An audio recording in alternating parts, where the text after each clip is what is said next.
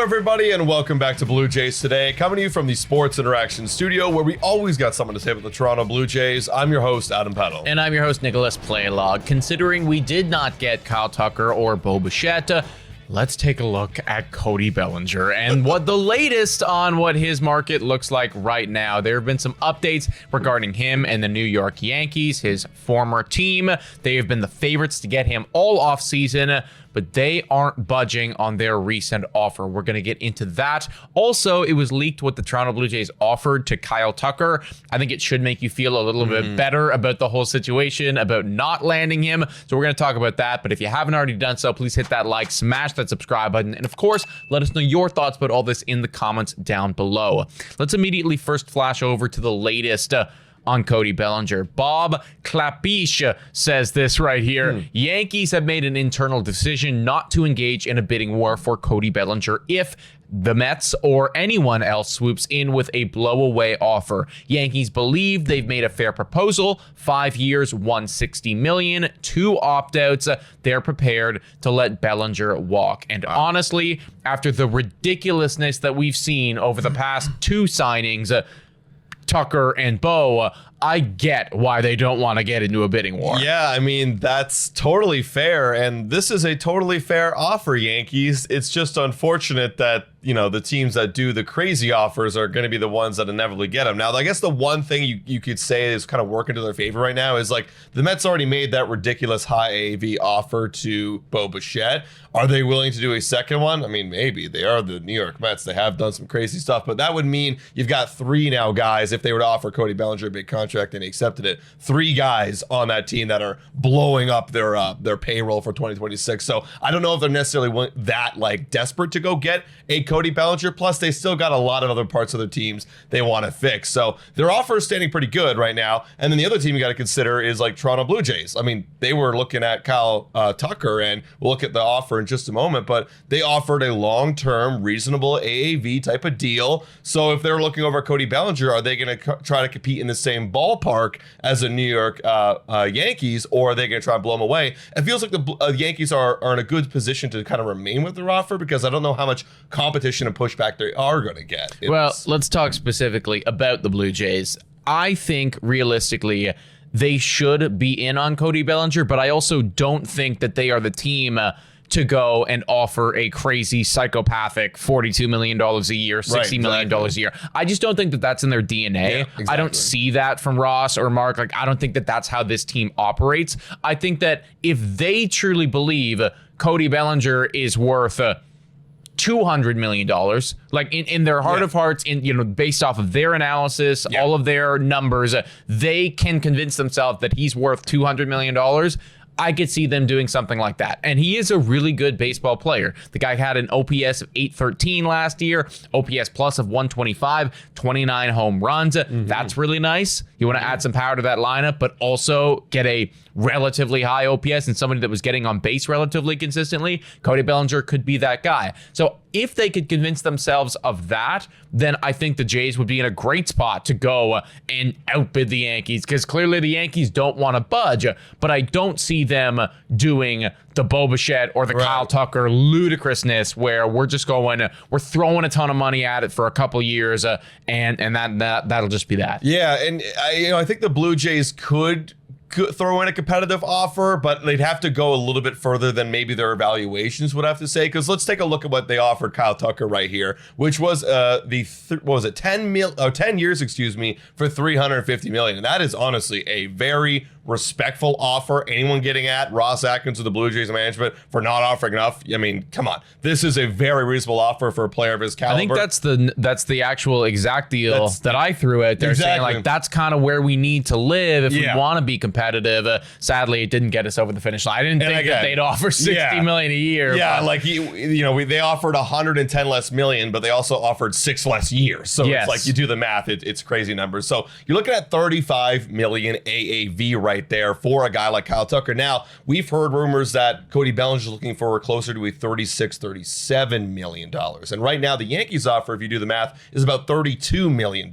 So if the Blue Jays value Cody Bellinger almost as much as they value a Kyle Tucker in terms of AAV, if they're going based off that, then you might see maybe a competitive offer swing in the other way. That's the thing, and I just don't know if they do. Now, the one thing that I will say, if they're going to go out and they're going to get Bellinger, I think that it will be at least a 5-year deal, and maybe they could even push that length a year longer. Is that something that Cody would want? I don't know. You'd think that longer is better, but recently that certainly hasn't been the case. The reason that I say that, though, is because Dalton Varsho and George Springer are leaving the books next year, and the big reason why Toronto should theoretically be in on Cody Bellinger, not only because the opportunity is there due to the Yankees not budging on their offer, but specifically because that outfield is going to open up next season with Dalton Varsho and with George Springer leaving the team. That's a lot of money off the books. That's also 2 guys in your lineup off the books, and that's a really big player in the outfield and a sometimes player in the outfield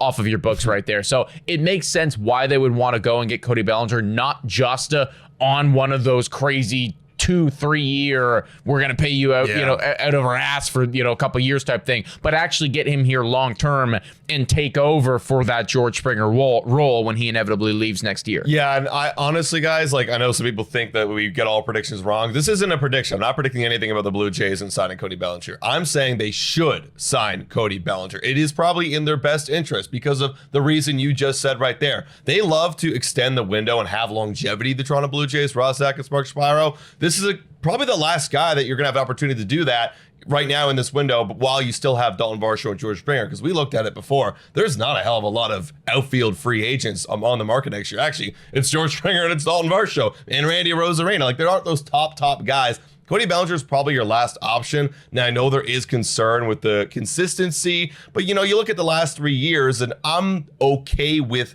this type of production. If he were to give you the mid 20 bombs and the low 800 OPS, which was roughly around what he was averaging out to do, I am totally okay with that. You had a guy who's got great defense. He's got decent speed on the base pass, 13 stolen bases last year, which is more than most Blue Jays can say. And he's also got some utility flexibility. He could play first base, and as if, let's say, he gets like a 6-year deal done, maybe that's what it takes for the Blue Jays to get him. Maybe Vladdy, maybe he deals with some injuries or he needs to get off his feet. He can go play first base for you as well. So I really do think he fits well defensively with some speed, with some contact, with some power, left-handed bat. I do think it is in their best interest to get it done, but are they willing to go the extra year, the extra couple million AAV? That's the thing, man. Like, $36 million is a lot of money. And for me, the production from the bat, I don't think it is worth that. However, Cody Bellinger did have a 5.1 WAR last year. What does that say to you? That means that defensively speaking, the guy's really pretty good out there, as well as being solid with the bat. So if the Toronto Blue Jays were to be able to convince themselves of anything, I think that could be one of those sticking points for them. It's like, okay, floor, we know that, if the bat's not there, defensively speaking, you'll still be providing value. And then ceiling, hey, maybe we can get a 5 or 6 WAR season out of you. And if you're getting a 5 or 6 WAR season out of somebody, is that worth $35, $36, $37 million? You can start to come to terms with that a little bit more. I still, maybe it's the old-fashioned mindset in me, I still think about that as being your number one superstar. Yeah. And I think about other guys around the league, Bryce Harper and Manny Machado and Mookie Betts and stuff getting paid that, or I think even maybe a little bit less than that. And to think that Cody Bellinger would be getting paid more than that, those guys kind of blows me away. However, that is the state of the market right now. I don't know if Toronto is going to be willing to go over that, just simply because I like to look at them as being a bit more conservative with how they spend their money. That's not to say that they don't spend money, but I think that they are more conservative than Steve Cohen, than various others. Yeah. And that is a tough sell, like $34-35 million a year, probably minimum that you need to give Cody Bellinger. It would be an overpay, even though he would help this team. I know, and that's the thing. He would help this team, and where my mindset is it's still the World Series window when I take a zoom out right now. Like, this is kind of the year, like, you got all the people that are still here, like Kevin Gausman, Dalton Varsho, and George Springer, throwing Cody Bellinger in the mix. Yeah, I know it's going to be a logjam, but, like, that's going to be a really deep roster that you can go take another run at this thing. And there's also that side of the coin as well, too. It's, you don't want to, like, at the end of the day, you can stick to your principles and you can say, well, we don't want to overpay the extra $4 million a year. but are you willing to let one injury derail your World Series run? Like, it's this balancing act, man. So I actually don't know how they are going to approach this one. Kyle Tucker was easy because Kyle Tucker is tiers above everybody else, and obviously we're going to pay for Kyle Tucker. Bellinger's interesting because he's not that good. He is better than most of the guys on our team and would help us, but is he worth that type of money? I'm not convinced. I don't know. Like, again, like I would think that his defense would at least, and he's been relatively healthy, right? Like his defense would provide a stable floor for him, like you mentioned. And I think the Jays like that. And if the Jays are willing to go that extra mile, like do it. And I think back to when we first signed George Springer, and I remember at the time it was 25 million AAV. And at that time it was like, ooh, that's a hefty AAV. Obviously, time will eventually tell that, like, okay, now 25 million. If George Springer did what he did last year, that's an absolute robbery, right? So, like, if you're okay with convincing yourself that in the long haul, this could pay out and pan out for you, then maybe you do it. But I don't know. Again, kind of circling back to reality, I just don't know if they are willing to do it because they are so comfortable with this roster. We'll see if they're willing to spend a little bit more, but I personally would like to see him go do that. I would be more than happy to have him on this team. At the end of the day, it's certainly not our money, and we are more than happy to tap Rogers' credit card as many times as we need to get this team to the best possible spot that it's at. In conclusion, folks, they do have the money. After not spending it on Kyle Tucker, they got a bunch in the bank waiting to go. Cody Bellinger is a good player, and the door is open with the New York Yankees saying, we ain't budging.